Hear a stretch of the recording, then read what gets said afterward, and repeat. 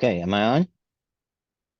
Hi, everybody. Welcome to the April SJAA Imaging SIG meeting. And tonight we have Stuart Heggie, who's going to tell us all about his astrophotography adventure. So take it away, Stuart.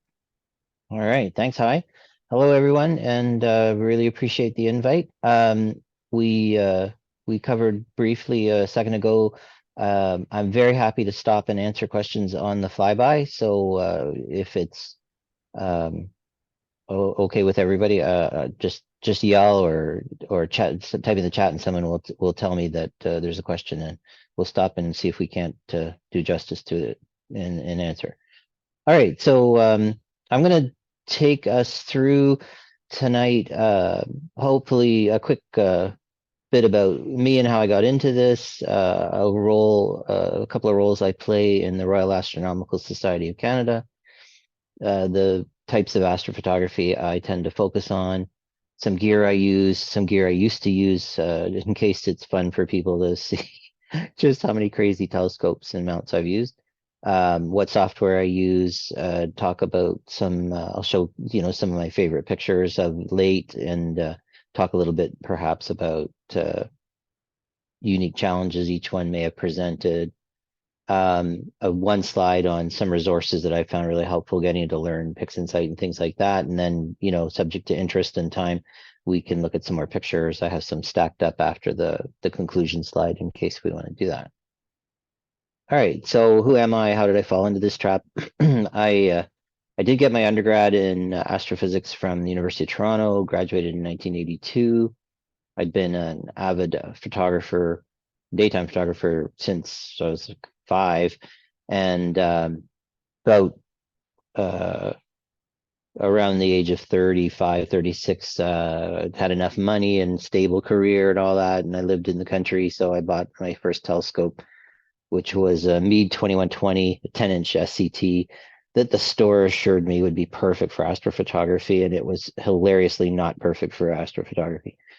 And but it was a nice visual scope, and I learned a lot of things about what I should have bought, and promptly went out and got a used SPC 102, which is a Super Polaris mount with a Celestron 102 millimeter achromat on it, which is actually a Vixen scope as well.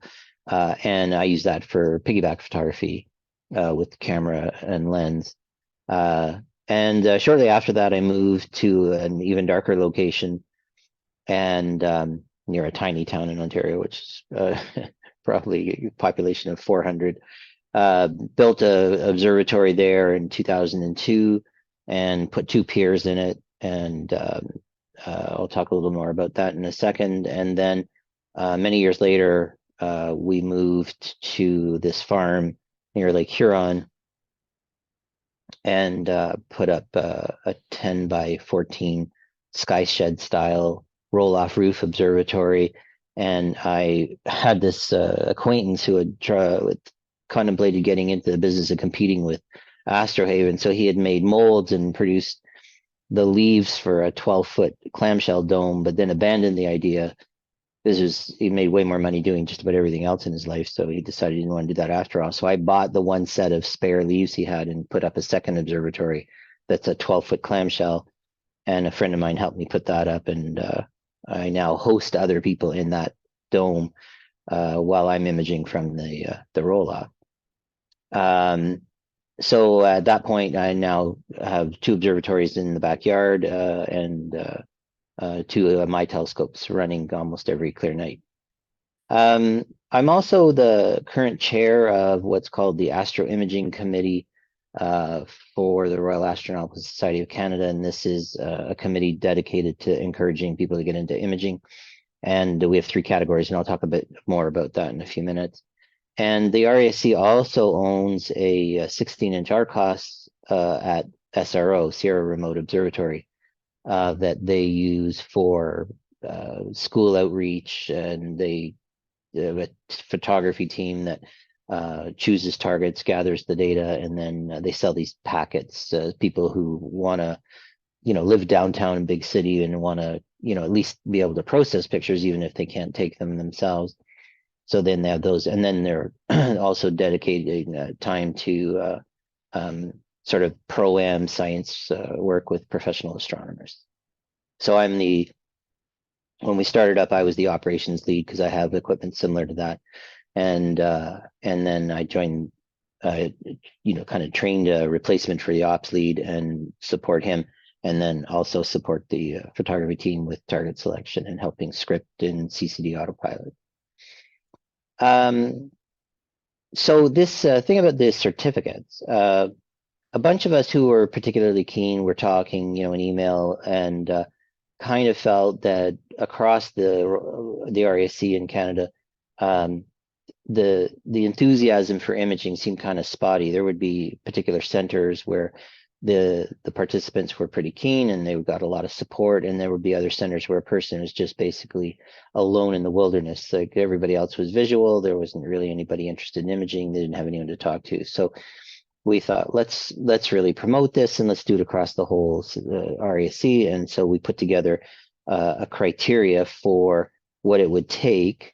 I have the link here, and I can take us to that link, I think. I'll just show it to you quick if it works. Cross your fingers. Okay, here it is. Can you see this, or do I have to share this as well? I might have to share this.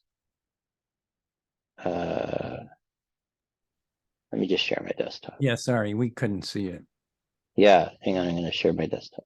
Can you see it now? Yes, that's good. Okay, so this is just rasc.ca, astro-imaging-certificate. And so what it says is, if you get the certificate, you get a piece of paper you get to hang on your wall. It's very exciting. And you also get the portfolio you submitted that passed muster. You get it hosted in a Zenfolio gallery that the RASC pays for. And you get to, hobnob with other people who have, cleared the bar and won a certificate. So we give some guidance on how big the picture should be, et cetera, et cetera. And then for, we tell them we want some data about it. So they have to basically demonstrate not just that they got a pretty picture, but they knew what they were doing. They talk about the equipment they used, and also to some extent, how they felt about taking the picture, what they were thinking about, what they were trying to achieve, so that there's a certain amount of emotional connect. And then we give criteria for the 3 categories, which we have our wide field, and we say they can take, there's a big long list here. And we remind them, I have to do this a lot with the submissions. People come in and they say, well, here's a picture of a lunar halo.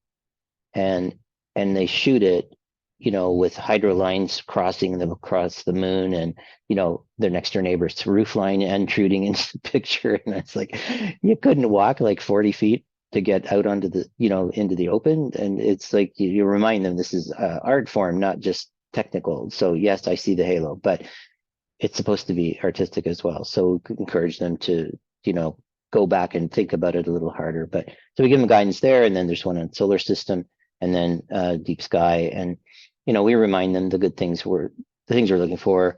What you're photographing. There's the stars are round, the focus is sharp, the framing is good. You've got proper flats, darks, bias, whatever you need, that you've processed it so you're not clipping the highlights or clipping the black point. And then when they make this submission, then, I go through this as the chair, I critique it, and I am hitting on these points to make sure they understand. We're going to give you the certificate for sure if these things get addressed, but, be very encouraging at all. But at the same time, the point is to, not give people an easy pass through, so that in the end, the gallery is now, a gallery of pretty rudimentary imaging and some really good ones. So usually, I think it's fair to say all of the pictures that make the grade are worthy. So back to this, and then I'll just, whoops. Okay, that isn't going to let me do it. So I will just go here. This is the gallery. So this is where they're hosted. Can you see this, the 3 tiles? Yeah, it's good. Okay. Yeah. So just very quickly, I'll show you an example of the kind of picture. So each thumbnail in the next page that's going to come up, hopefully any second. These would be people who have won the certificate. And This is weirdly slow. I host my own regular photography on Zenfolio, and it is not the fastest website. So you know what? Maybe what we'll do is give up on that. I'll come back to it if we can. But anyway, they get a gallery there, and I think if you guys have that link and check it out, you'll be pleased to see there's a lot of talent out there. And a lot of these people, they don't know a lot of people in the hobby. And I also find that I was saying beforehand to Hi that I I live on Instagram looking for people who are imaging who would be candidates, like they're members of the RAC or whatever, and encourage them. And they're almost without exception astonished that someone noticed their pictures and thought well of them. And they get pretty excited when someone says, you know, hey, I've got this role, and you know, I think it'd be great if you would submit a portfolio. And it's worked really well. So anyway, blah blah blah. I know it's not there's Hey, not an analog to that. Go ahead. Stuart, I was able to just now load it all. So maybe it was a Oh, momentary thing if you want to try again. Maybe yeah. page.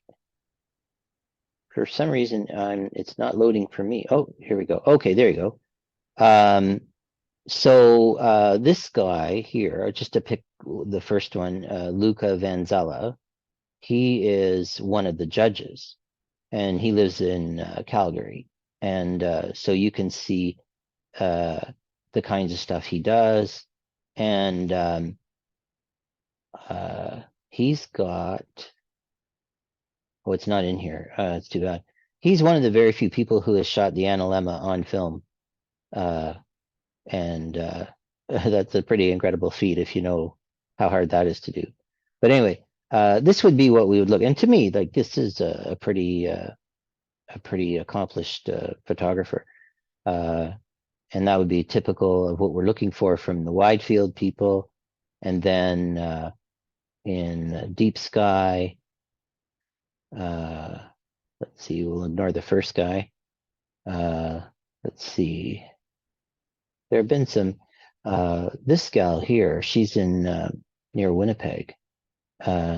She has some terrific photos. But you know, remember these are beginners in a sense, right? So I don't want to overstate, like these are not all, you know, APOD winners, but they're you can see that the quality is pretty decent. And you know, some of them, this one I would think was a pass through without any difficulty. She should get a cookie for imaging the helix from north of the 49th parallel. That's just probably skimmed the horizon. She probably took her 20 nights to get it. But anyway, that's a kind of an example of the galleries there. And in the solar system, we don't get very many of these, I'm going to be honest. Way fewer. Let's see, this fellow Art Cole, he was one of the judges. And so in the solar system, we're looking for, you know, some fun, like his first picture with the leaves in front of the moon. And there's the criteria about, you know, snapshot, stacked, photo. So looking in some cases for, you know, just basically some, you know, as rudimentary as holding your iPhone over the eyepiece of a telescope, but then we want, you know, an actual, like a video image with proper processing and all that stuff. And then when we're looking for a planet, we want to see the moon, so you're allowed to overexpose it, but we want to see all the moons labeled. I mean, the actual picture is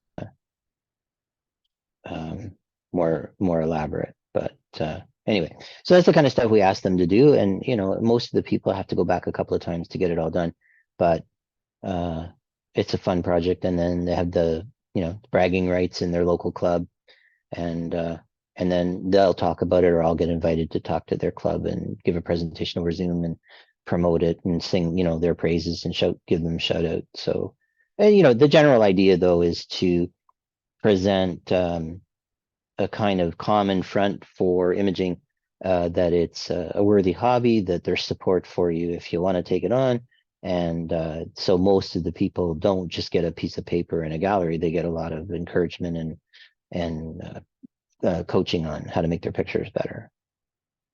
That's what I do there. In terms of the remote telescope at SRO, it was around 2017 they bought this 16-inch RCOS from a friend of mine who's a member of the RSC. And so it's what's an RCOS? Sorry. well, it's a company. So it's a Ritchie Chrétien Optical Systems. Okay. That was the name of the company. I think they did a lot of military stuff. Not sure, but anyway, they went out of business and they got absorbed by, I think, Deep Sky Instruments. I'm not 100% sure about that. Anyway, it's a But big Ritchie Chrétien. yes, so RCOS is kind of like the military grade telescope, right? Like everything is so overbuilt and they're very expensive, but their quality is astonishing. And there are a lot of them, so they're out there. But and a 16-inch RCOS is small. They as they go, like they built some really big telescopes. Rob Gendler, who you would know, is famous. He had I'm sure he had an RCOS that he used to image from his driveway way back when he first got famous. So anyway, we have that on a Paramount ME. We have an SBIG STX 16803 camera with a rotator and adaptive optics on the back. And we've been running it for pretty much 4 solid years, full out. And I mentioned earlier that we apportion the nights 3 for pretty pictures, 2 for science, 1 or 2 for outreach. And typically, we have a one night we hold in reserve to, give it to the group that got clouded out, or if there's a special event or something. But the RSC has decided that, as fun as this has been and somewhat successful, not successful enough to warrant doing it forever. So they're going to either sell it, ideally in situ, or they'll donate it or sell it to one of the centers across Canada that bids for it and agrees to pick up the tab for relocating it and promises to use it, for the similar purpose, right? Especially education. So if any of you are just busting to have a 16-inch RCOS at SRO and there's just not one to be had, there's going to be one for sale any minute. So get your bank balance in order and get ready. It will be, guessing, somewhere in the neighborhood of 20, 25 grand for the whole kit. And the rental we have at SRO is preferential because the guy we bought it from was an early supporter at SRO, so they get a break on the rent, and they've agreed they'll honor that if we sell it to someone who wants to use it there. So there was a question on. Oh yeah, cool. It says, do you need to move it or can it stay where it is? But you just said it could stay where it is, but you have to pay the rental fee, correct? Yes, like we would love it if someone bought it there because it's a fabulous location, and the crew, if you don't know anyone at SRO, they are just top tier. Like they're super nice people, very expert, very attentive. The communication's excellent. They got backups on everything, and it's very professional, very professional. So this is a great rig, works great, and it's in a location with excellent skies and really good tech support. So, and I'm involved in helping sell it. I'll be doing the really cool demos when we show it off. So if anyone is actually seriously interested, just let me know because it's going to go up for sale pretty much any day. Okay, next slide. All right, so let's talk about the photography I do. On the left in this picture, these are my 2 observatories. A dome that desperately needs cleaning on the outside, and then the shed. And in the shed, you can see my Astrophysics 155 sticking up, and high in the sky, you can see Comet Neowise there. So right now, I have a 12.5-inch plane wave and an Apogee U16M camera, which is old as the hills. That's a 16803 CCD chip, so 35 millimeter square. Paramount ME that's been upgraded to MKS 5000. And then it has an Astrodon Mega Monster off-axis guider and an SBIG SD402 guider camera. And then beside it is on a Paramount MX is an Astrophysics 155 with a Moravian G4, also 16803 chip. And then I'm guiding that piggyback with a Borg 60 millimeter Acromat and a ST402. Once in a while, I have the super cool 155 TCC reducer flattener that takes the scope down to like f5.6, and I put my DSLR on the back of it, which is fun, but I got other ways to do that kind of stuff, so I don't do it very often. But you know, one day my kids will inherit this scope and want to sell it, and they will definitely want to have that reducer and flattener. And then because I'm out of my mind, I got the call last fall and was told my name had finally come up after years for the AP Mach 2 mount, the full encoder mount. And I naturally blurted out, of course I want it, absolutely. Absolutely no use for it. I have nowhere to put it. But I got it anyway. And coincident with that, my name came up for the stowaway, so I have that. And then just to make things even worse, they just brought out this super incredible 110 millimeter astrograph, and they're selling those by lottery. So you put your name in. There's 2-week window where you could put your name in, and then they would draw names. And of course, everybody puts their name in because, you know, the odds of winning are like nil. And so it's just fun, right? So my name is the 6th one they drew out of the hat. So I've got that coming in May. So you'll hear about a rash of bank robberies up here in Canada in the next little while I figure out how to pay for all this. But anyway, so I'm going to set that up in a small, some kind of shed that we can turn into a garden shed later. And I'll probably put the 110 and the stowaway on the Mach 2 and use that for, we do some stuff with the local Amish school. They have a astronomy piece in their curriculum, and you know, they'll come over to our farm, and yeah, we're surrounded by horse and buggy Mennonites and Amish people. So anyway, so we help them with their astronomy school studies, and then, you know, family and stuff like that. So anyway, that's what we're doing right now. And I also have an Ioptron Skyguider Pro, which to me is just an insanely useful and well-built little portable guider. And I do that for camera lens photography with my Nikon D810A, or once in a while my Z6 II, which is my new camera. And then I have these lenses that I use for various wide field stuff. In the past, just in case it's funny, I mean, we're not all just fresh out of high school, so we probably remember all these things. I've imaged with, you know, an Orion ED80, which is a really nice optical scope, but I remember one day, luckily I did this over top of my bed. I picked the scope up by the focuser, and it was vertical.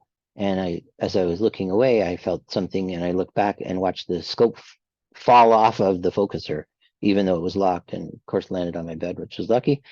But you know, so pretty terrible focuser, but optically good.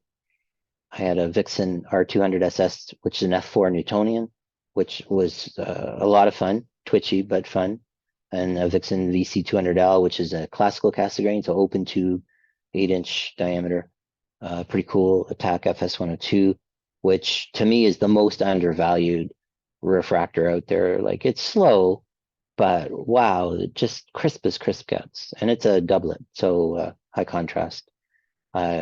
I used a GSO 8-inch RC for a little while, and Attack FSQ N, which is the older one, the fluorite one, and an AP130 EDT, which is the same optics as the 155, but cut down to a 130, so it's a f8.35 or something. And I have none of those scopes now. And I've had two Vixen Super Polaris mounts, Vixen Super Polaris DX, 2 Losmandy G11s, an APQ and 900 QMD, and AP900 GTO, all gone.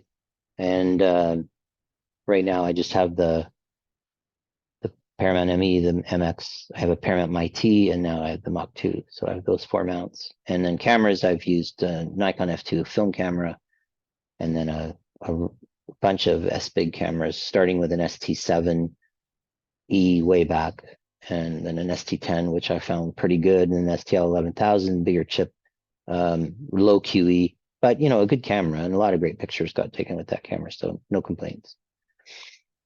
And software for deep sky, I use the SkyX for camera mount control and image capture. I use CCD Commander for scripting the imaging sessions so I can sleep through them. I have a team viewer that I connect to the observatory from the house. So I just do all that over local IP, so I don't get any guff about, you know, commercial use and all that stuff. As long as you don't go through the internet, team viewer is great, but it's pretty cranky if you start connecting to your rig over the internet. They want you to pay, and it's expensive. And then I use PixInsight for image calibration and cleanup, alignment, stacking, and RGB assembly. I typically use switch to Photoshop for blending narrowband with the RGB or luminous with the RGB. And I can do it in PixInsight, and I try it and I compare, and I can't say that one's better. It's just I'm so used to Photoshop, I do it there. And I always finish everything in Photoshop. Little, you know, cleanup is a lot easier, selections are easier to do, etc. And then for DSLR imaging, I typically just use Lightroom and Photoshop. My camera can stack up to 10 photos in camera. So as long as you got good tracking, you get the advantage of stacking done in the camera, and it just pops out one file that's, you know, up to 10 subs already combined, which is pretty cool. So I'm going to just go and do the sort of look at these pretty pictures, and I'll try and talk about, you know, what I was thinking about when I was doing them and any challenge I had. But this would be definitely a place where, you know, people should ask questions if they think, you know, there's something more to this than I managed to talk about. So here we go.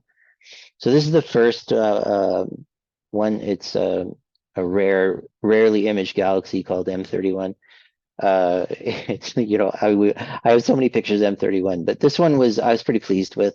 It's a 2-frame mosaic.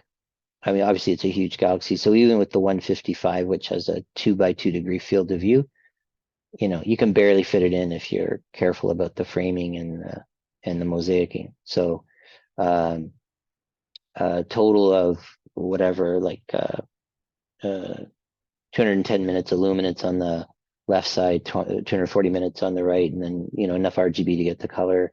All done, put together in PixInsight. And I used the older version of the mosaicing tool, which was called the, oh my gosh, I'm going to forget the name of it. It's Gradient Merge Mosaic. Now, apparently they now have one that's called Photometric Mosaic or something, and people say it's even better. But the Gradient Merge Mosaic works, to me, it works great. So I had no complaints. And I have a link to a video tutorial where I learned how to use it that just basically holds your hand all the way through it. So no big issue there. But, you know, I've done mosaics of M31 in the old days and put them together in Photoshop. And it's just hours and hours of work, you know, playing with selections and tweaking the background so that you can hide the seams. It's just brutal amount of work. So I'm pretty happy with PixInsight's mosaicing tool. This is something I just started this past year or 2 years imaging dark nebulae, or sometimes they're called bright nebulae. I'm not sure why the difference, but anyway, this one has this horrible name of the Rotten Fish Nebula. I don't know why it's called that. But I was pretty pleased with how this one turned out. I found, and I'd be interested in what other people find, I had to throw almost everything I knew about image processing out the window when I was trying to do this, because all your instincts are to hold the background back and brighten the midtones, but don't blow out the stars. But meanwhile, in these kinds of pictures, you're trying to actually showcase the thing that's the dark part. So it's really tricky to keep the background in the background, but this dark brown gas cloud, get it to come forward, but and then still not to have the stars explode on you. So it was a lot of relearning how to image process to do a shot like this. But wouldn't you separate the two? I've never done one in the last year, so I'm just talking. Well, when I did this one, I didn't have access to Russ's Star Exterminator, and I had tried StarNet++ with mixed success. Like I got it to work, but I didn't use it on this one. But today, if I had this the urge to reprocess this one, I would definitely use Star Exterminator. Take the stars out, process just for the nebula, and then put the stars back. And I think it would be way easier, for sure. But and I probably have some examples of ones where I have used Star Exterminator coming up. That's a game changer, and we can talk a lot about that if you want, because I am just blown away like everybody else at how much easier things are now, that between Blur Exterminator, Star Exterminator, and his Noise Exterminator, you can't really go wrong. You know, I don't know if this will sidetrack you, but you and I are on the same mailing list where somebody recently complained that these two tools are making things too easy. And he said, and it's like, oh man, you know, so many people can do what I used to have to sweat to do. What a bummer. I thought that was hilarious. Yeah. Well, it's like when pro photographers complained about digital cameras making everybody think they're a photographer. Like, well, okay, get over it. Like, if their picture is as good as your picture, I don't think you get to get mad about it. So yeah, like it makes it easier. It's way more accessible. And the same thing is with the modern equipment, right? Like you think about some of the legends who were actually gluing negatives together to stack photos in the old days, right? Tony Hallis, Jerry Loddergrass, these guys were literally taking two negatives of the same image, same like two pictures of the same target, and registering them in a microscope and then epoxying them together and then putting them in the enlarger and printing them. And using all the Ansel Adams tricks, you know, dodging and burning as they made the print. And you think, you know, they're not complaining that, you know, well, in my day it was, you know, super hard and only I could do it. You know, it's like the hobby's just getting better every day. I thought that was very weird. The guy was mad about that. Maybe not mad, but he seemed kind of cheesed off. I maybe it was tongue in cheek too. Don't get me wrong. Well, maybe, yeah. But I did, my eyebrows jumped up when I read that note, thinking, I don't know. But I think what my friend Bob Farah, who maybe some of you know because he lives in California, he is, and he's a well-known imager. He works with Russ off you know the radar and tests stuff for him, and as do a number of other people. And you know there is a learning curve, and the tools are getting better all the time. And apparently at NEAF he announced that there's going to be a version 3 of Blur Exterminator that will be so dramatically better than version 2 that it will feel as different as it was going from not having it to having it. So people are pretty excited by the apparent imminence of an even better version of that. Now, I will say with all humility that I have, I like bright star and colorful stars. So, you know, I'm not one of these people who tries to make them all look like bullet holes in the photo. Like, and I say that with, so, you know, probably a little bit of attitude. Like, I respect people who want to do that, but to me, I don't want to do that. So my star fields are always, you know, overflowing with color, and I let the stars, you know, come forward if they're bright and they should participate. And so I get, you know, pictures like this. I think some people would say, oh my goodness, you know, you should have used Star Exterminator, just done the nebula and then just paste the stars minimally stretched back in, then we'd see the nebula better. I said, well, okay, but there are all these stars that are actually there and they have color and they're part of the universe, so they should get to participate. So I have a bias towards letting the stars participate fully in the photo, but I don't know that I'm in the majority on that one. So if someone's looking at it going, oh my goodness, what's wrong with this guy? Why did he let that happen? I'm actually consciously letting that happen. So not everybody would do that though. This reflection nebula has so much going on, tons of challenges just thinking about all the different dimensions and making sure they all get to show off in the photo. And I'm reminded now, for some reason, a friend of mine who unfortunately was a victim of COVID and passed away. He was an audio engineer, and he gave a little workshop one day to a small gang of us, and he talked about image processing as being like music. and he's likened all of the wavelengths in the photo as notes in a musical composition. And he talked about his image process was entirely as if he was composing a piece of music. It was very fun. So I try to remember the spirit of that, even though I don't think about it as nearly as sophisticated as he did. But I think about everything that's in the shot, and I try to make sure that it gets its moment in the sun, that it gets to show off. So did my best to balance all the crazy stuff going on here. But this one was a challenge just because of all the different things happening. This one I just did like a week ago. I've shot this pair many, many times, and in this case, I used all the rust chroma tricks. I was able to, like, especially Blur Exterminator, I was able to get, way more detail in the M82. I got the dust lanes down into the core of M81 better than ever before. I was going after the integrated flux nebula, so you get this bow shock here. This gas is all in our galaxy, right? Everybody knows that. But anyway, it's looks like a bow shock around the galaxy, but it's being caused by something in our galaxy. But trying to get this again, to get the integrated flux nebula to come out without swamping the galaxies themselves. I always try to have the colorful stars survive, but still want fine detail in M82 and in the explosions there, and more than just a hint of the companion to M81. I think that in terms of balance, I think it came out okay, but every time I shoot this, it looks different. So next year I'll do it again, and it'll be different all over again. This was a really hard one. This is Sharpless 224. The first time I shot this, I was in there for, I thought, forever in H alpha, and I had something like,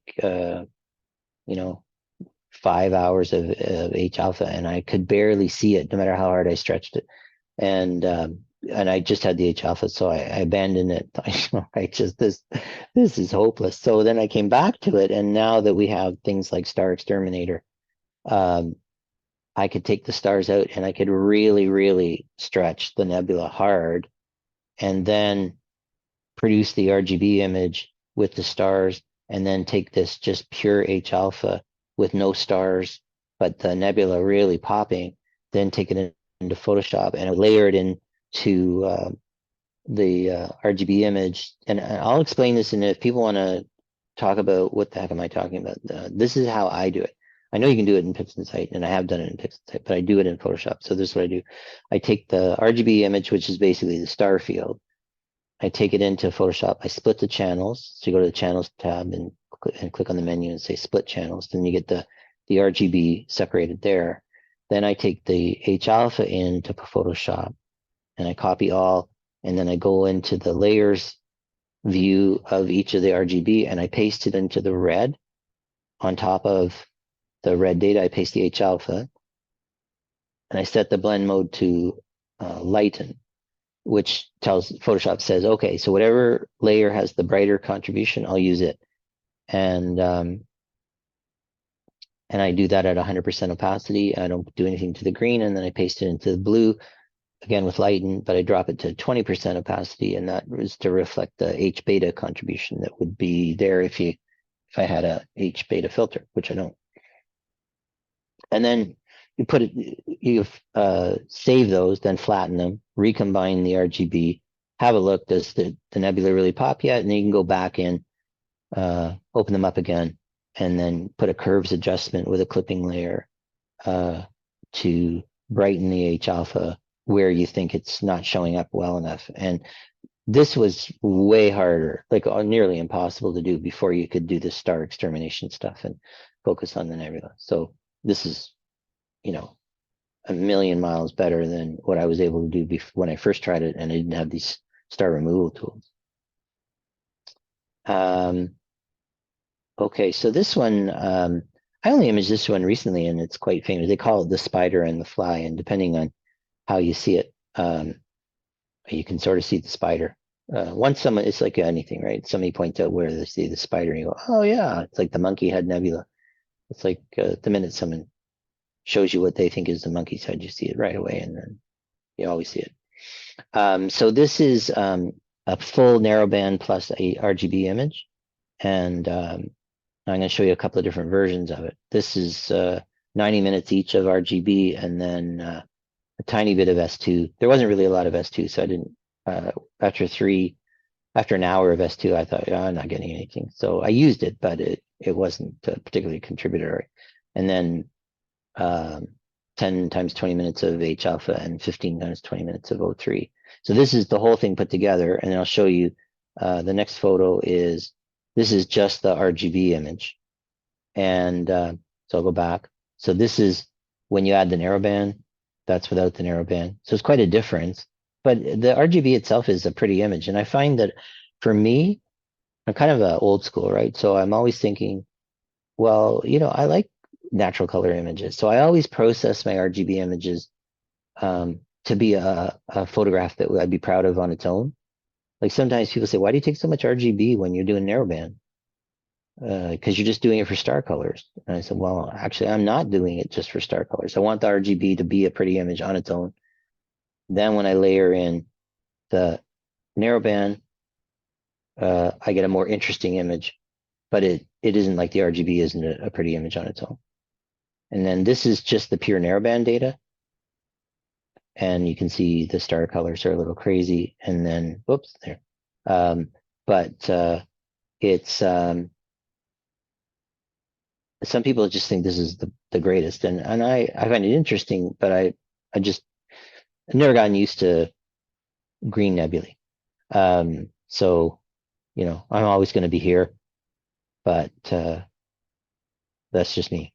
I'm not saying I'm right, but I find narrowband imaging processing easier now and more rewarding. But for a long time, I had my trouble getting my head around it. And my plane wave cameras doesn't have an S2 filter, so I can never do real honest to goodness narrowband with it. I just do HOO images with that one. Okay, so here's another mosaic. This is a 4-frame mosaic. It was brutal, but it worked again. Secretly, I can kind of tell where the frames are. Maybe you can. I did my best. This is again with the gradient merge mosaic tool in PixInsight. I don't think this is the longest image integration I've ever done, but 67 hours is up there. I think I have one that's 89 hours, but 67 hours of data and whack of time at the computer to get this far. I printed this one on metal. It looks pretty cool. I don't know if you've ever done that, but place near here does printing on metal, aluminum sheets, and it's pretty neat to put an AstroPic on metal. But I have other versions of this, like the top half of it, processed, in good faith, this similar way, but a very different looking image when it was done.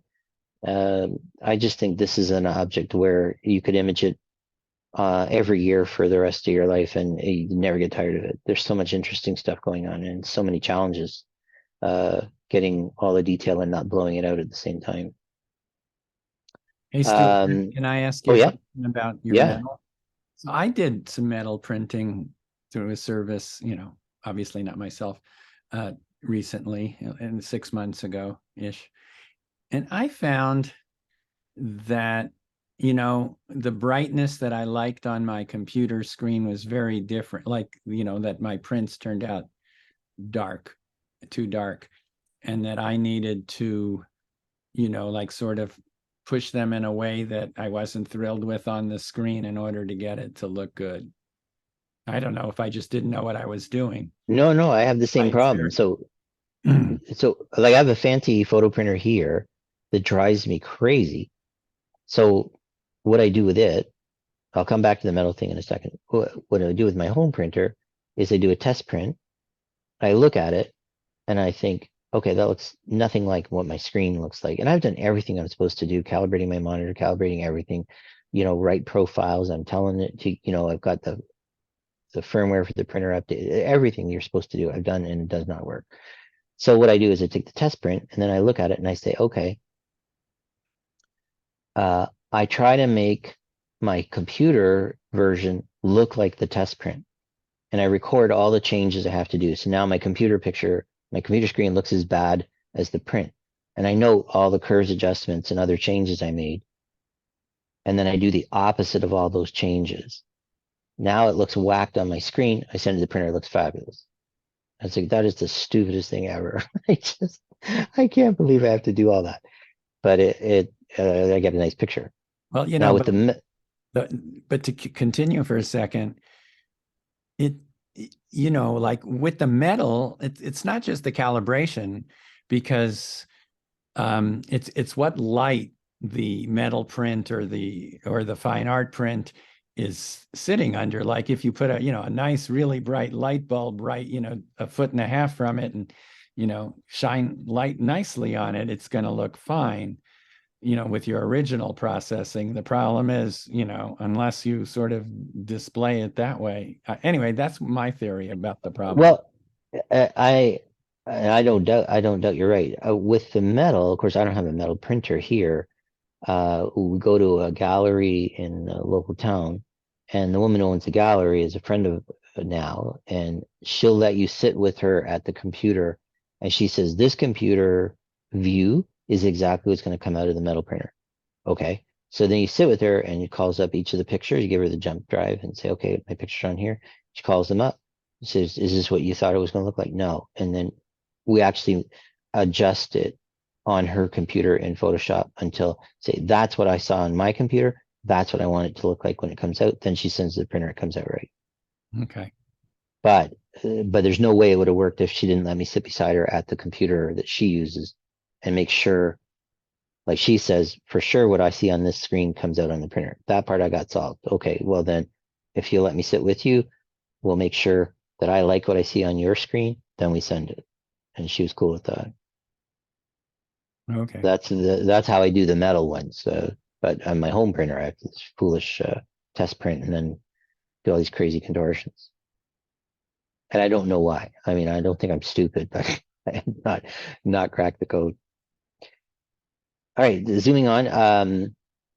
This was the picture I mentioned maybe in the intro on the emails.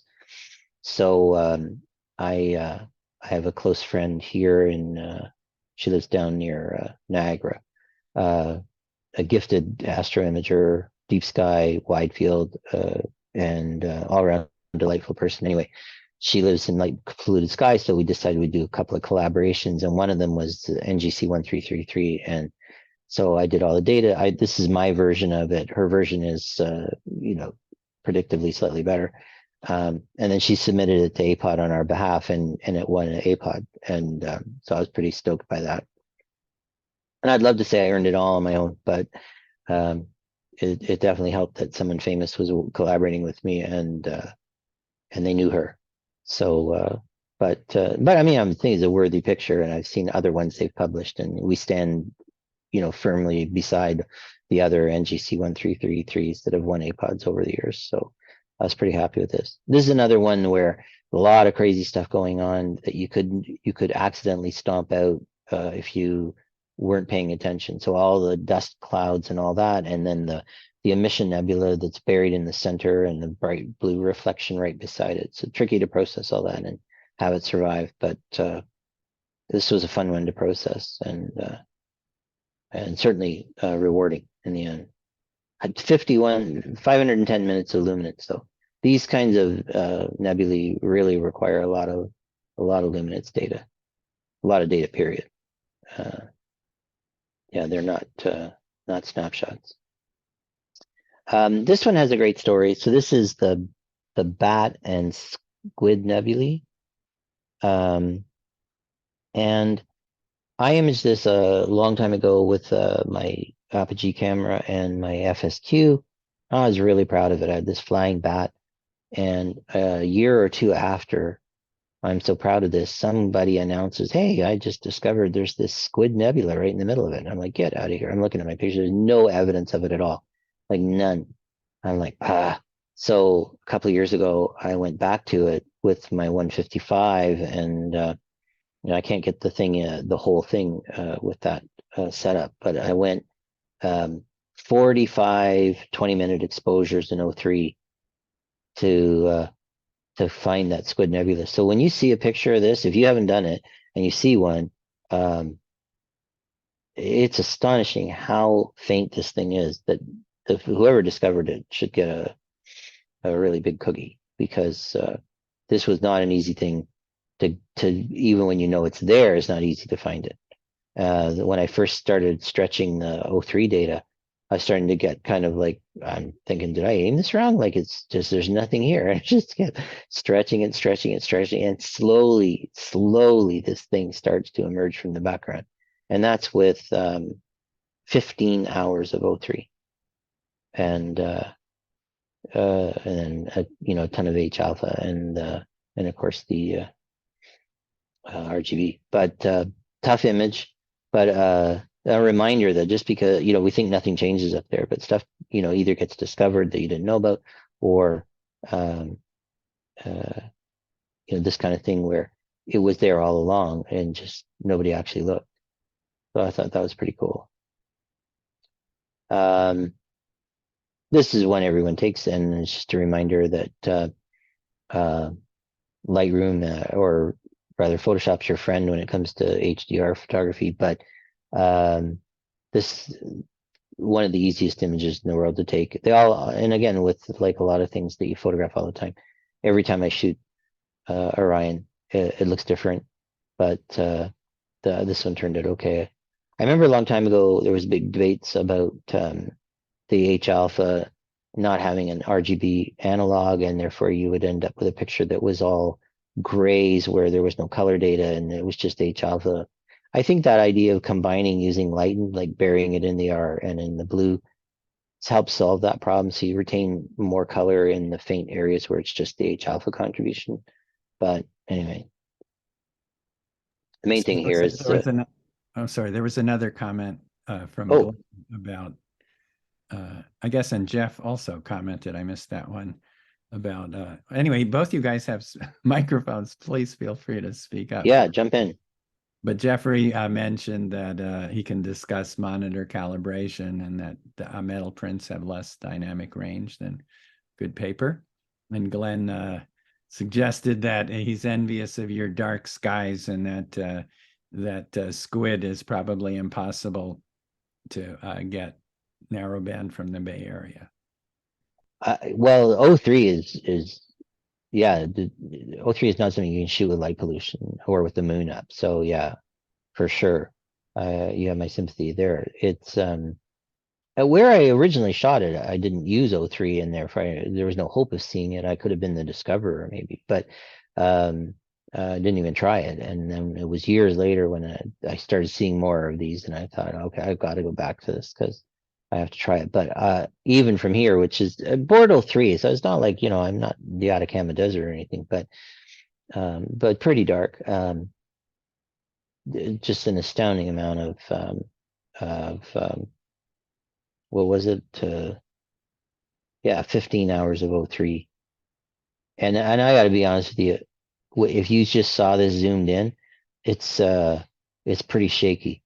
Like like it would need a lot more for it to really shine like independently.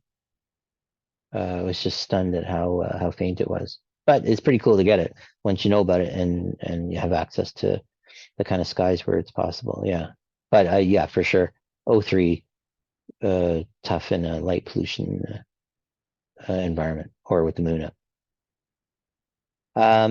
This one we're going to switch a little bit over to more wide field stuff just for fun. So I'll go through these fast because they're not super complicated. This is Neowise. We went to the shore of Lake Huron. There was a parking lot and a lighthouse, and it was lit up like a baseball diamond. But I can close the viewfinder on my camera, and we set up right at the water and just pointed it up. And I just set the camera on the tracker and said, take 10 shots. We couldn't even see the comet, actually. There was so much light scattering around from these street lights, we couldn't see it. So we'd take a couple of test shots to figure out where it was, and then set it up, framed it as best we could, and then took the shot. And I just said, do 10 and stack them. And this is what I got. And in one of the 10, a bolide went through the shot. So that's what that is on the right. That was pretty fun. But that's an example of what I was saying earlier about in-camera stacking with the DSLR. So I thought that turned out okay. This is my front yard. So, back to, is it dark where I live? This is, looking towards the road from the front yard. Yeah, it's pretty dark here. Another one, same. This is just looking straight up. This is our larger barn. So I will go into the barn, turn the lights on, come back out, and then I turn all the house lights on. So the foreground is being illuminated by the house lights, and the interior of the barn is lit by the barn lights, and then took the skyscape that way. So that was kind of fun. I want to talk a little bit about resources I rely on, and I have friends who teach PixInsight courses, like Ron Brecher, who lives near me, and Warren Keller, who's the pal of mine, and works with Ron as well. They teach those courses. I haven't taken any courses on PixInsight, but this Harry's Astroshed is a British guy.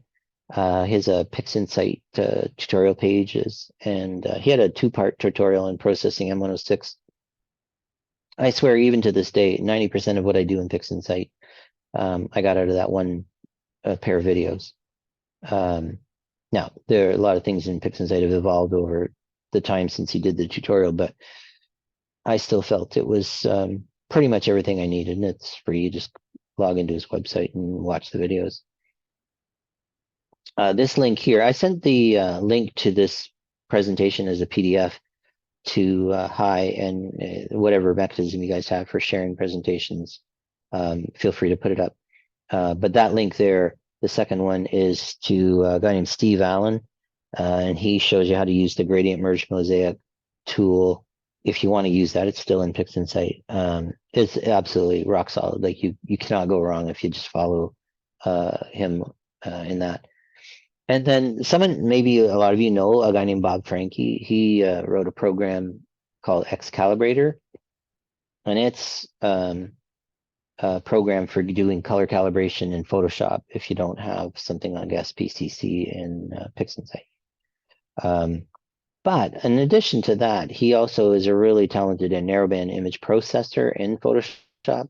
And so this link takes you to a tutorial where he shows you how to get that what typically turns out to be like a mind-numbing bright green image, where whichever channel you put the H alpha in, so if you do a SHO, the image tends to come out, vibrant green. Not everybody likes that. And he shows you adjustments in Photoshop that you can use to bring the color into a very tasteful combination of blues and golds. And I use that all the time when I'm doing pure narrowband images to reel in the color a little bit and make it a little more tasteful. So those three things are all, like, to me, pretty pivotal sources of free help on how to do PixInsight generally, mosaics in PixInsight, and then how to adjust color in narrowband images. And so Francesco put something in the chat about how to do it in PixInsight, and I was going to mention that I took that and made a Photoshop action with it. Yeah. So it's one click, green to gold. Brilliant. That would be really good. The steps that Bob Franke outlines are like probably 6 steps. Yeah, with adjustment layers. Yeah, but you could do it as an action. I never thought of doing that, but that's way good. You can actually do it with one pixel math expression in PixInsight. Oh yeah, no doubt. I'd love to see that, because that would save me a ton of time. Yep. Yeah. Okay. Thanks. Yeah. I mean, I appreciate Bob doing this, but it's not 5 seconds of work. It's like half an hour. But you know, at least to get you there. But yeah, if there's an action that can be done in PixInsight directly, that would be awesome. So thanks for that. So at this point, I have other pictures, which I'm proud of and happy to show. Or we could just kind of freewheel and talk about things that came up. I think it's a pretty small group, so you know, we could just open it up and chat, or I could go through this quick and just look at a couple of quick ones. I would say, well, I'll do that just quickly. This is typical of, again, I was trying to illustrate, this is an LRGB of the wizard. And then this is what the H-alpha data look like. So then when you add it in, to me, it's not a huge difference, but it makes the image pop. Is it worth the amount of time I spent gathering H-alpha? I don't know, but I could make it more dominant, and then I'm not sure I would like the image as much. But anyway, this was done with my plane wave. This one, the Pac-Man, this was the image that told me my shutter was failing with my Pac-Man shot, because you can see there's this line right down the center. It turned out the shutter wasn't closing after the image was taken, and so it was reading out with the shutter open, and you get what's called shoot, I've forgotten the name. There's a name for when you get these lines that run all the way up through all the bright stars. Smearing, it's called. And What it's do you mean, because shutter? Sorry, no. the turn, like I don't know if you can see it, but you see how there's a bright line coming I through see the the center? line. I was just Yeah. asking what you meant by what shutter are you talking about? So my Apogee camera, the shutter failed. Okay, so that has it's not just an electronic shutter. It has a Yeah, it has a mechanical shutter, and it didn't close at the end of the exposure. So as the camera's reading out, light is shining on the chip, and then what happens is the bright stars get these lines from top to bottom. They fill the entire column, and it's called smearing. And it took me a while to puzzle out what was going wrong, and then I had to send it back, get repaired. Stuart, Francesco put, you should be able to, maybe you want to, well, maybe Francesco, you can email it, but he put on the chat the pixel math, you know, the long okay. expression. Wow. But I think you lose access once I end the call. You lose access to the good chat. point. I can post it in the comments if you think on Meetup. Yeah, I may have BCC'd Stuart in the normal announcements instead of CCing. Yeah. So you don't have his address. I can send Francesco. I can send you your. Well, I don't know. I mean, should I post your? I don't know if other people have questions for you or how that. Oh, I mean, my email's not a secret. I put it on my website. So I'll just send an email out in the next minute or two with your email address, and whoever can, if they have more questions privately. Yeah. Okay, but let's not lose that PixInsight. Well, I'm just saying, Francesco. I'll put it in the email. Francesco, I can copy and paste it if I'm going to send an email out anyway. Yeah, that's super handy. Thank you. So just quickly, there's a couple more. So this is this is the RGB H-alpha, and then you add the RGB, and to me, it's not that different, but you see more of the nebula. I'm always a little conflicted about this. Now, these are older images, so if I did it today, I would use the blur exterminator and then star exterminator, and I would probably be happier with it. But you know, anyway, this is a quick sequence again. This is the RGB image of the bubble nebula and all its friends, M52, NGC, what is it, 7? I forget, the one at the bottom. And then, so that's RGB. That's the RGB with H-alpha added. And then here's a pure narrowband SHO version. And then I added the color back to get the stars. So, you know, everybody would have their own opinion about which one's the nicest. You see way more interesting structure in the nebula. It's a little harder to wrap your head around the more conventional objects in the field, but so I have this printed on metal in both forms. just for fun. There's an M33 with the AP155. The reason I'm showing these is even it took this shot and the next one in parallel, one with the plane wave, one with the 155, processed them, I think, faithfully the same. And look how different they are. Obviously, one's closer up, right? But I find this funny as a person who thinks he's got a method. Like I do these, what I think are identical. To me, you could easily be convinced they're two different galaxies. Putting aside the scale, of course. But just the color, the balance of contrasts, how the whole thing, just the whole vibe of it is so different. I just find that odd when I think I'm doing it the same way. And then this one, just an interesting reflection nebula again, to get all these colors to pop and let the stars participate. It's kind of fun. And I think there's just one. Nope, that's it. I think. Oh yeah, this is the last one. This one was fun. So some of you know, maybe you all know Dave Jarasevich. He works at Mount Wilson, I think. A veteran imager, and he discovered this soap bubble nebula here. This is in the inset. It's actually dead center of the frame. And it's stunning that he found that. So I took this H alpha 03 RGB image of the Crescent Nebula and its environs, processed it, for a pretty picture effect. And I'd be hard pressed. I bet you'd all be hard pressed to find the soap bubble in there. But this is just a cutout of this big picture. And there it is. It's astounding that he discovered that. And props to him. But that was a tough one to process, to get that to come out. Because look how crowded it is. I mean, it's like dead center of the Milky Way. Tons of stars, lots of things competing.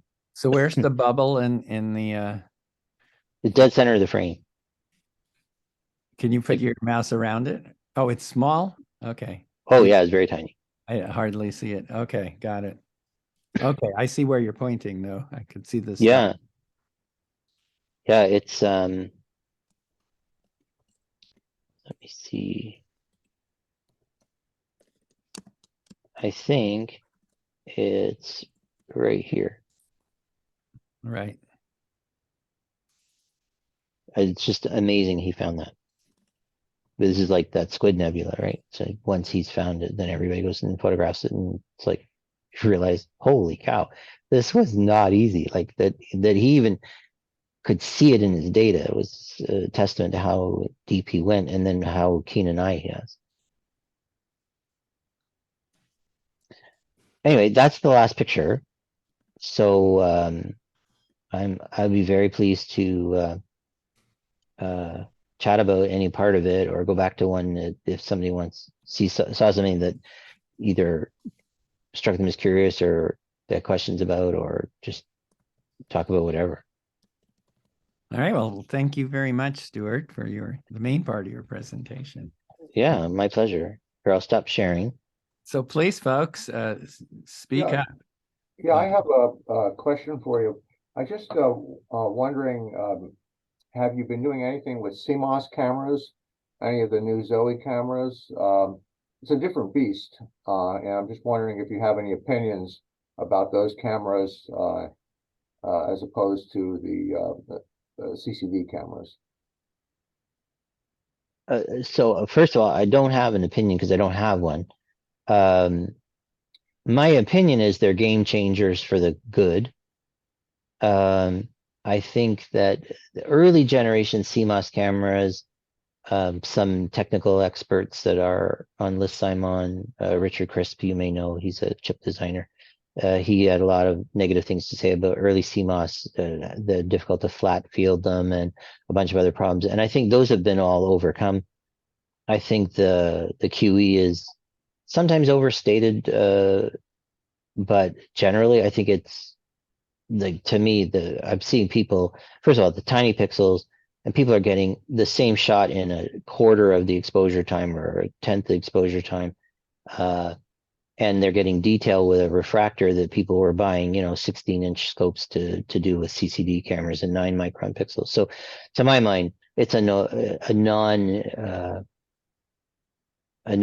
Like my next camera will be a CMOS. I will probably try to match the pixels to the scope I'll put it on. I'm not sure. Like there's a 9-micron CMOS camera that Moravian makes that would be a perfect fit for my plane wave if my apogee camera finally throws in the towel, which given its age is probably imminent. But for my refractors, I'm starting to worry that my big scope will be redundant. When I see what people are doing with these 3.76 micron pixel CMOS cameras and a 6-inch refractor, who needs a bigger telescope? Like they're just crushing it. So that's a long way of saying I think they're great, but I don't have one, so can't speak to it. I sort of had changed over from the advice of some friends, and I have one of those. I have a 6200 Zoe ASI 6200 with that 3.76 pixel, and I was running that on a stellar view 130 millimeter, and I have recently gotten a C11, and I thought, well, I'm just going to be so terribly oversampled with that, with a 280 millimeter focal length. Well, it turns out it's not a bad thing to have those small pixels, even with a long focal length scope. So it's very interesting because you can bin them. Right, of course. And then when you bin them, your signal to noise ratio really improves already on something that didn't have much noise. So I'm just encouraging you. The one other thing I just mentioned, I'm not a Zoe. I don't get any money from Zoe or anything. It's a commercial message. But that being said, they have a new 2600 coming out, which they call the Duo. Just for fun, because it comes with a guide chip. It comes with a second sensor chip embedded into it, where you would normally have your off-axis guider. And I've had my share of adventures with off-axis guiders with Zoe. But this, I look at this thing, I say, geez Louise, somebody is smart. And apparently SBIG owns the patent for this. Right, they've had that forever. Doesn't bother the Chinese at all.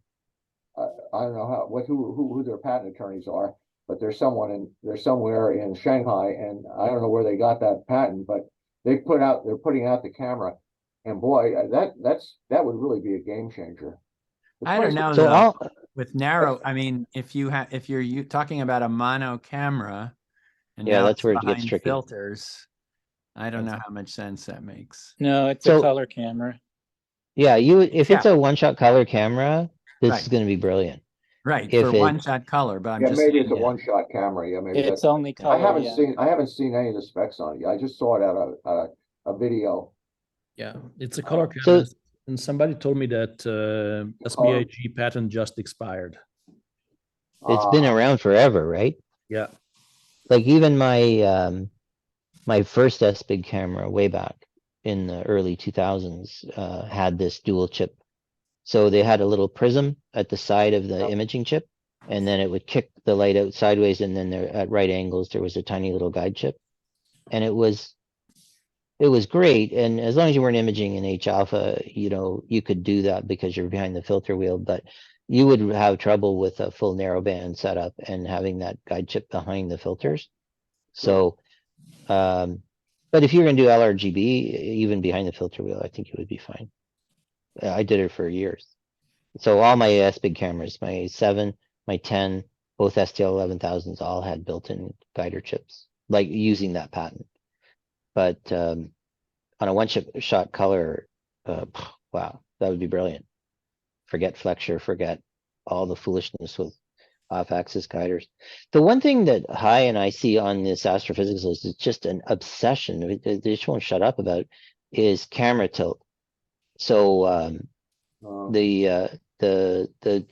really tiny pixel cameras stress the heck out of optical designers in terms of unmasking imperfections in the flatteners, and revealing any possible sag in the imaging train or lack of orthogonality in the chip. So I think the one you're talking about, then the one you have, does actually have a tilt adjuster built into it. Yeah, yeah. I had the 6200M. I have the mono one, and you're right about it. You know what? I had that on the stellar view, and I would tell you that I had a long time getting that thing flat. Right. And it was only through use of Nina and its tilt software that I finally got the thing flat, because the sensor is so big that if you don't have it flat, you've got stars, screwed up stars in the corners, and you'll see them. You'll see every one of them. You know, I guess, but when I got the C11, I did one thing. I did not buy an add-on moonlight focuser, which I have in the past. You know, because every time I've done that, I've been out of collimation.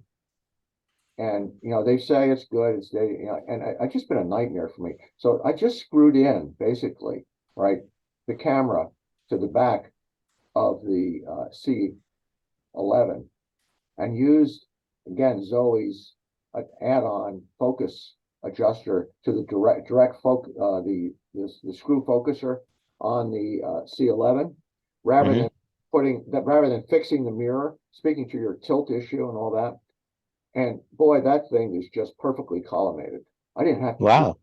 I just didn't. I just looked at. I did change the secondary just slightly, but I couldn't find anything to do, and it hasn't screwed up. And I did not adjust the tilt plate. So I tightened the tilt plate down, and I just screwed it on, and good God, but there's the round stars all the way into the corners. And I just thank the dear Lord, I don't have to deal with anything on that. But wow, what's with that thing is that the critical focus zone is so big with F10 that there's a lot of room for stupidity, and you can get away with it. But anyway, I just thought it's very interesting to see, because I've been running a saga trying to run that 6200 on that long focal length camera, and I thought I was going to have to bin it, but I don't have to, it turns out. Wow, that's good. I know the Youth 16M from Apogee. I'm going to say I can't explain this, but John Smith, who works for CCDware, gave a talk at AIC years ago and showed my camera. He says does not benefit from binning. He says you can't improve the signal to noise ratio by binning this camera because of how the architecture is designed and the way it's read out. And it was very elaborate, and there's like hundreds of people in the audience. You can see a lot of people just going, bah! Like they were really unhappy to hear this because they thought it would work. So depending, but I think the CMOS cameras absolutely do benefit from binning if you want to do it. Yeah, I actually fought my way through the math on this, and the CCD cameras, the noise, you get essentially double the noise reduction for the CCD cameras, because somehow the readout, the analog readout, takes the noise out essentially of each pixel individually. The CMOS, somehow the way it's read out, the noise comes out in such a way that you can only get the benefit from sort of post hoc processing and software. You do not get a hardware binning benefit from the CMOS. Yet that being said, you can still get the square root of the number of pixels you're binning as an improvement of your signal to noise ratio. So if you're going from 1 pixel to 4, it's the square root of 4, so you double the signal to noise ratio. If you go 3x, it's 3, and 4x, it's 4.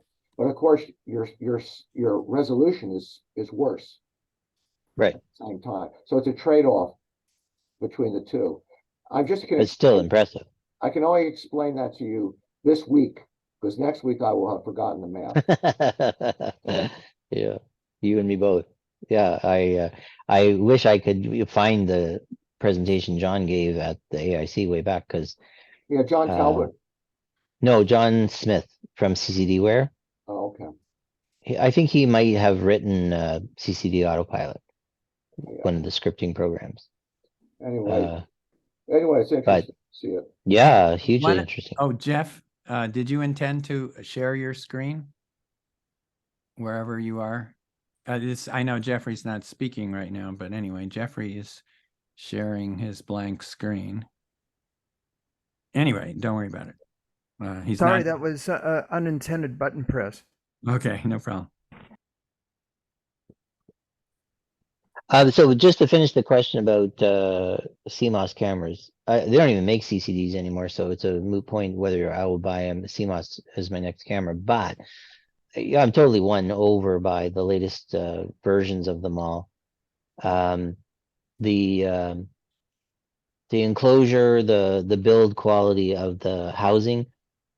I'm not ultimately committed to any manufacturer right now. I think, it'd be nice to buy a North American camera. So SBIG is now owned by Diffraction Limited in Ottawa. And I know those guys and I would like to support them, but I have this Moravian camera from Europe that just knocks me out. It's so well made. So, and they make a bunch of CMOS cameras. So probably for me, it would come down to one of those two. But all my friends have ZWO or QHY cameras.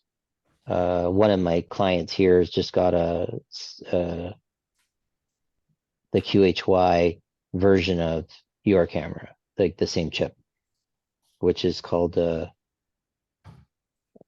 forget what it's called. Yeah. 600. No, yours is 600. 6200. QHY 6200 is the same chip as is in your camera. So we'll see how that goes. He's going to put it on the back of TV 101, and they have a 10-inch Officina Stellari Riccardi Hondas here, which is a pretty cool looking scope. I got to tell you, have you ever seen a Riccardi Hondas? Do you know how they work? So it's like a Cassegrain style, has a very curved front glass element. The secondary is the secondary mirror is actually luminized on the back of the lens and the front. The rear mirror is rear surfaced. It's actually a lens, 10-inch diameter lens, and it's back silvered. So the wavefront goes through the lens, hits the mirror on the back, comes back out through the lens, and then goes to the front, then comes down through the hole in the primary. Really complicated design, but super fast. Like they're at like f3.5 kind of f ratio astrographs. Astrophysics makes one as well, a 12 and a half inch Riccardi Hondas. There's like $22,000, and my name came up for one, and I just said no. I'm sorry, no, it's just too rich for me. But nice astrograph. Special filters for something that fast, yeah. You got to be really careful. Yeah, like a lot of filters. I remember I was talking to Roland at AIC about some of these super fast astrographs, and he said like a lot of the filters people are thinking would be obvious. He says they'll be like opaque to the wavefront because the cone is coming in so steep. The filter shifts and blocks all the light. So you have to think real hard about how you're gonna shoot with one of those. I don't think it's obvious, but I'm not an expert on them. I just think it's an astonishingly complicated optics, but Astrophysics made a bunch and then they don't make them anymore, and then Officina Stellari still makes them, and they don't give them away, by the way. All right, we got any more questions? I We're at have an hour and a. Oh, go ahead. Go ahead. Well, how about this, the last one, since we're at an hour and a half? And go ahead. Can I just ask one question? I'll leave. Honest. No, I'm good. I'm. Go ahead. I want to ask one of the things that's driving my life in astrophotography is this process or script in PixInsight called generalized hyperbolic stretch. Now we've had, some of the experts on that here. And I'm just wondering, since I asked you what you thought of CMOS, we have you here to pick your brain. What do you think about this process? Have you used it? What do you have you used it? If you have, what is your opinion of it? I have not used it. I'm aware of it. And I have friends who are really talented imagers and image processors who have expressed discomfort with it. A lot of us, I think, recoil at the whole, push a button and you get the picture, like you're done. And it's like with Fitz Liberator, when you're importing it, you give it the algorithm you want it to use, and it appears in Photoshop's already stretched for you. It's like, well, I hope that's what I wanted because that's what I got. So I haven't used it. Friends of mine have spoken kind of like a little bit qualified about it. General buzz is positive about it. What I do in PixInsight is I use the histogram transform and curves. So I do it kind of old school, like I would have done it in Photoshop. So I typically use curve stretches where I adjust the curve profile so that I'm stretching the parts of the image that I want to highlight. So if you click in the image, you'll see bars appear in the curve window, tell you if I want to stretch this part, which part of the curve do I adjust? I pull that up a bit. If I want to hold the stars back, I'll pin the top of the curve. And I tend to do it that way. So I'm thinking about what do I want the image to look like? What parts of it are interesting to me? How do I want to draw the contrast out between things that are competing for attention? So I do it that way. And I'm not suggesting that I've tried the new hyperbolic one and I've walked away from it. It's just I'm just inherently leery of having it all done for me when I'm not 100% signed on that that's the effect Stuart, I want. I think you got the wrong idea about it. It isn't press a button and have it stretch for you. Quite the opposite. It's if you watch those presentations that Payne gave, I believe I sent you a link to all our videos. Yeah, I didn't watch all of them yet, but no, it's worth, I didn't watch that one. I think you might enjoy that. Check it out. He spends quite a bit of time doing just what you're describing about, fixing this up, fixing that up. It isn't, it's the opposite of what you just described. Oh, because the person who was telling me about it a lot, it sort of implied like you just pick this, set the parameters and hit the button. And I'm like, that doesn't sound like the way I want to do it. The thing is with it, when exactly what you're saying of putting the S curve and all that, normally in Photoshop, you have to use a stretched image to do that. This does the same thing, but it does it on a linear image. So it's working down way over on the left side of the histogram. And so it works essentially putting curves into linear images before they become stretched. So that's the thing that makes it powerful, but it also makes it hard to. A lot of people have given up on it. The people I know and trust have walked away from it, but I don't have an opinion. So I'll have a look at the video and see if I become a believer. But typically send us back a review. Yeah, okay.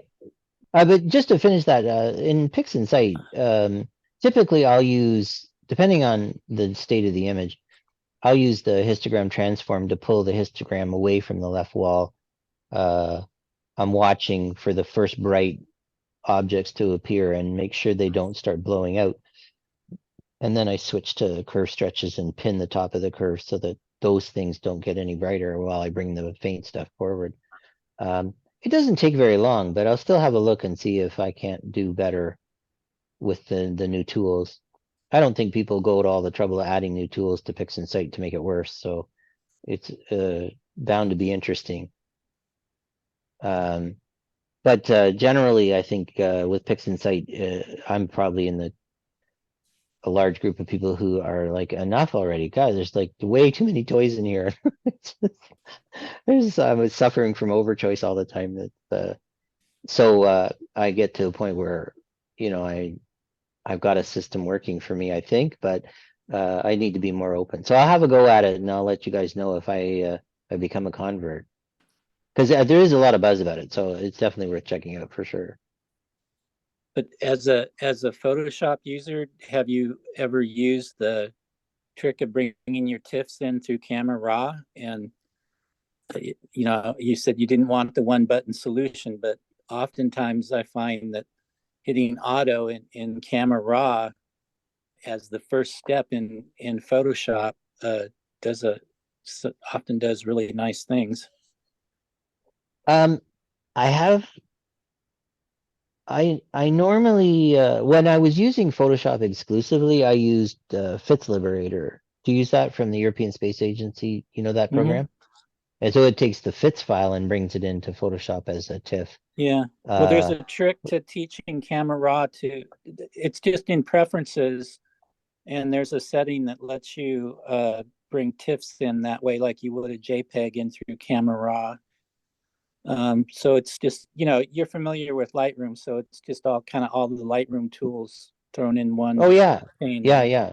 Yeah. Well, I use that filter in Photoshop often because I find the gradient removal tools in Lightroom way better than in Photoshop. And then when they brought that Camera Raw filter and put it in Photoshop, it's like done. Now I can do everything in Photoshop. So so you would take your stack from whether it's PixInsight or yeah, then you would save it as a 16-bit TIFF. 16-bit TIFF, yeah. And then use the Camera Raw to do the stretching there. I haven't tried that, but I know how I would know how to do that, so I'll have a go and see what it does. And you say just click auto? For beginners, just hitting the auto button, you know, oftentimes does a nice job. Well, I remember seeing a talk at AIC by someone from Adobe who was one of the writers of Photoshop. And again, it's like I said about PixInsight. People aren't going to all this trouble to make the tools worse. So not shocked that it works because they know a lot about image processing. And if I guess it shouldn't almost be surprising that it does work, but I haven't tried it, so I'm going to do that. See what happens. I think that sounds pretty cool. I hadn't thought of trying that. Yeah. Okay. Thanks.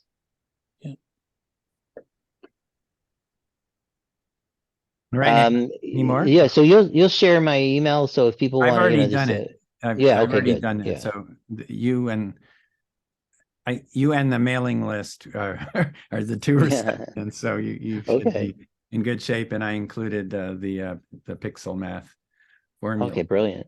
Well, and as you said to the group earlier, you know, I'm active on the AP discussion group because I like talking about image processing and imaging, and happy to get you know, make contact and chat about stuff one-on-one if people want to rather do that. Most happy to do that. I don't pretend to be an expert on everything. I just, you know, I've got some things that are working for me, some things that I'm still scratching my head over, and yeah, it's a lifetime journey, that's for sure. All right. So you got another hour to go, and I'm past midnight here, so maybe I should let you guys finish your meeting. Yeah, no, this is the end of the meeting. Oh, okay. We just do this. But that was terrific. So our tradition is for everybody to unmute and give you a hand for an excellent presentation. So please do that, everyone. And thanks very much. Thank you. Thank you. I appreciate people coming out. All righty. Take care. Thank you. Okay, bye everyone. Thank you.